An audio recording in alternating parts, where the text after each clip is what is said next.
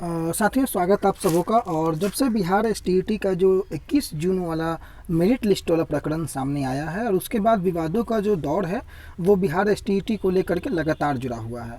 और जितना ये पिछले 8-10 दिन में जो कुछ भी उठापटक हुई है, उसके बाद सरकार ने मेरिट और नॉट इन मेरिट को दोनों को इक्वल कर दिया। और उसके बावजूद भी ये विवाद जो है वो थमने का नाम नहीं ले रहा है, क्योंकि अगर आप शुरू से देखेंगे सारी परिस्थितियों को समझने का प्रयास करेंगे या नहीं समझ पाए हैं तो इस वीडियो को आप अंत तक देखिएगा। इसमें जहां तक मुझे समझ में आया है, कई लोगों से बात करने के बाद, चाहे वो मेरिट वाले हों चाहे नॉट इन मेरिट वाले हों, क्योंकि आज के डेट में दोनों इक्वल हैं, लेकिन कई लोगों से बात करने के बाद जो मोटो है, जो मेन विवाद का कारण है वो क्या है, और आगे अब न्यायालय में अगर ये सारे मुद्दे जाते हैं तो इसमें मेरिट पक्ष क्या है, नॉट इन मेरिट पक्ष क्या है, और इन दोनों के बीच का जो स्थिति है उसको आप खुद आकलन कर सकते हैं कि परिस्थितियाँ किधर को बनती हुई जा रही हैं। इस वीडियो में मेरा प्रयास है कि दोनों, चाहे वो कल को मेरिट में थे या नॉट इन मेरिट में थे, उन दोनों की क्या क्या आपत्तियां हैं, दोनों के बीच विवाद का कारण क्या है, सरकार ने किस प्रकार से दोनों में जो है विवाद उत्पन्न करके और खुद मूक दर्शक बन करके बैठी देखते जा रही है सारी चीज़ों को। अब मामला जिस प्रकार से न्यायालय की ओर जा रहा है उससे भला किसका है, नुकसान किसका है, इन सभी चीज़ों को हम लोग बाद में एनालिसिस करेंगे। मेन मोटो इस वीडियो को बनाने का यही है कि पक्षों को समझिए कि मैटर कहाँ फंस रहा है और इसका सॉल्यूशन क्या हो सकता है। जिस प्रकार से आपको पता है कि 21 जून को जो है जो रिजल्ट घोषित किया गया 3 विषयों का, उसमें सारे विषयों को जो है रिवाइज कर दिया गया रिजल्ट का, जो 12 मार्च को आया था।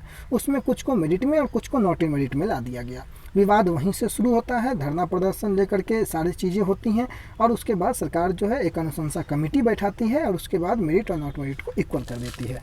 आज की डेट में जो मेरिट पक्ष है उनका सबसे बड़ा सवाल इस नोटिफिकेशन को लेकर के है। नोटिफिकेशन के इर्द गिर्द सारे लोग नाच रहे हैं और यही नोटिफिकेशन जो है सारे विवाद का जड़ बना हुआ है। कंडिका 4 और कंडिका 12 जो है नोटिफिकेशन का, वो मेरिट वाले के पक्ष, जिस प्रकार से मेरिट वालों का कहना है। अब दूसरा जो इनका मेन पहलू है कि मेरिट वाले जो मेरिट लिस्ट में आए थे 21 जून को, क्योंकि आज दोनों इक्वल है लेकिन मैं इसको समझाने के लिए यूज कर रहा हूँ, तो मेरिट लिस्ट के अनुसार बहाली होनी चाहिए। सही बात है, नोटिफिकेशन मेरिट वाले के पक्ष में कंडिका 4 और कंडिका 12 दर्शाता है, बिल्कुल सही है।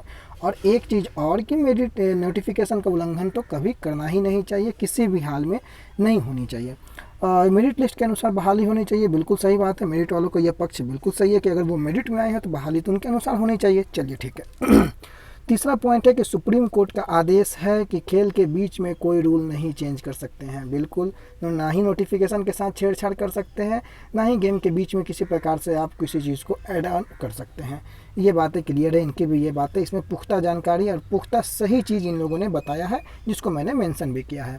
इसके अलावा कई अन्य हाईकोर्ट का ऑर्डर है, जजमेंट है, जो कि ये विज्ञापन के साथ छेड़छाड़ को मना करता है। वो जजमेंट में यह साफ दिखता है कि विज्ञापन के साथ आप छेड़छाड़ नहीं कर सकते हैं।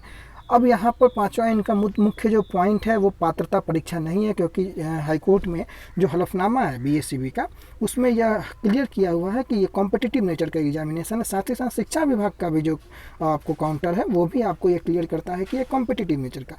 इसमें देखिएगा दोनों पक्षों को समझना जरूरी है और इसके लिए वीडियो को अंत तक जरूर देखिएगा, सारी चीज़ें क्लियर होंगी आपको।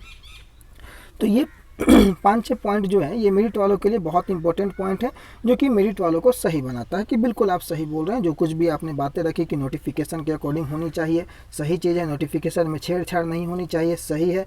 मेरिट वालों की बहाली होनी चाहिए, सही है। हाईकोर्ट का जजमेंट भी है नोटिफिकेशन के फेवर में, सही है। पात्रता परीक्षा नहीं है क्योंकि बोर्ड का काउंटर भी है, ये भी सही है। अब यहाँ के बाद जब नॉट इन मेरिट वालों का पक्ष आप देखते हैं तो नॉट इन मेरिट वालों के पास क्या क्या पक्ष है उसको आप देखिए। नोटिफिकेशन का आधार जो है इनके पास भी है, कैसे है इनके पास वो देखिए।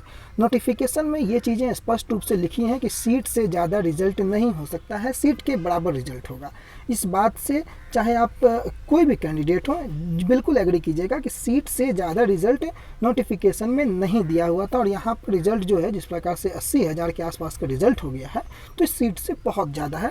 तो यहाँ पर नोटिफिकेशन का उल्लंघन पहले ही नंबर पे मेरिट वालों का कहना, नॉट इन मेरिट वालों का कहना, ये नोटिफिकेशन का उल्लंघन है पहले नंबर पर, जो कि कहीं नहीं होना चाहिए, क्योंकि सुप्रीम कोर्ट का यहाँ पर जजमेंट है कि आप नोटिफिकेशन का उल्लंघन कर ही नहीं सकते हैं, गेम के बीच में जो है वो रूल चेंज कर नहीं सकते हैं। हाईकोर्ट का जजमेंट है कि विज्ञापन के साथ छेड़छाड़ हो ही नहीं सकता है, तो यहाँ छेड़छाड़ हुआ है। ये नॉट इन मेरिट वालों का पहला पॉइंट है।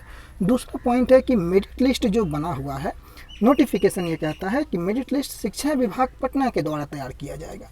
यहाँ पर बीएसईबी ने मेरिट लिस्ट कैसे तैयार किया है, यही सबसे बड़ा दूसरा नंबर पॉइंट जो कि नोटिफिकेशन का उल्लंघन होता है। आप नोटिफिकेशन में देखेंगे तो वहाँ पर मेगा सूची जो तैयार की जाएगी वो शिक्षा विभाग पटना के द्वारा। बीएसईबी केवल एग्जाम कंडक्ट करने वाली संस्था थी। मेरिट लिस्ट बनाने का अधिकार बीएसईबी को कैसे मिला, इसके बारे में जानकारी आपको बोर्ड को देनी होगी। ये दूसरा आधार नॉट इन मेरिट वालों का।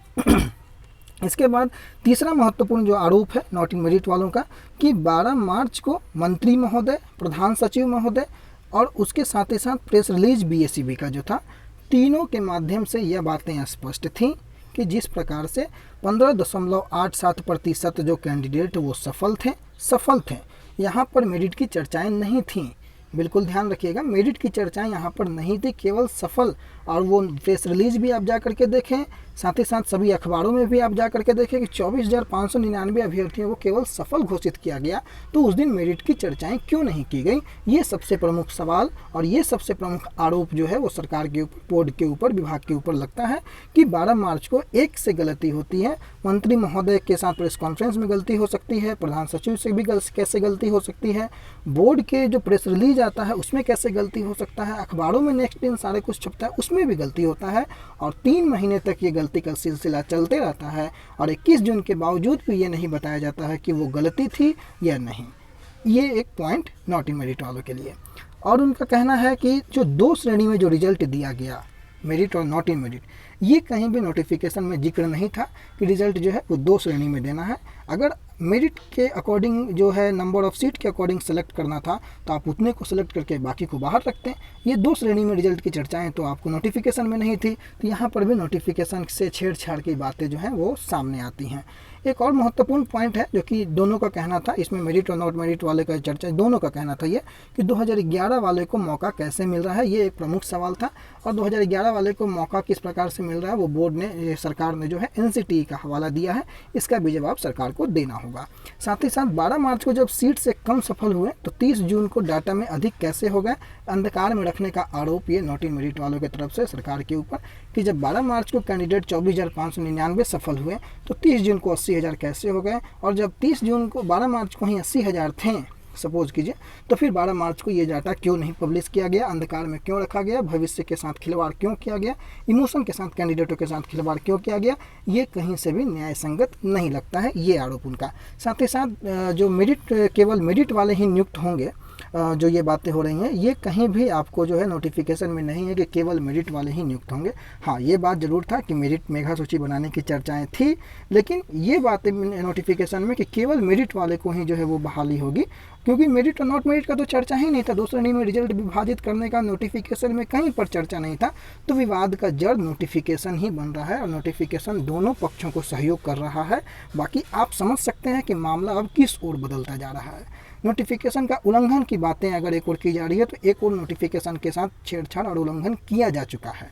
तो ये आप समझिए कि परिस्थितियाँ अब किस ओर जाती हुई नजर आ रही है। मैंने इसमें पॉइंट बाय पॉइंट समझाने का प्रयास किया दोनों पक्षों को लेकर के कि जिस प्रकार से बहाली जो है, जिस प्रकार से 21 तारीख के बाद से स्थितियाँ बदली हैं, अब वो स्थितियाँ किस ओर जा रही हैं और बहाली की प्रक्रिया आगे अब किस तरफ मूव करेगी। अब इसमें मेरा पक्ष क्या है, इसमें मैं क्या बोल रहा हूँ कि अब आगे होना क्या चाहिए दोनों पक्षों को मिल करके। जिस प्रकार से भले ही सरकार ने दोनों को इक्वल कर दिया है, लेकिन आज भी आपको पता है कि मेरिट और नॉट मेरिट जो है वो इक्वल नहीं है। दोनों अलग अलग दिशा में जो है मूव फॉरवर्ड कर रहे हैं।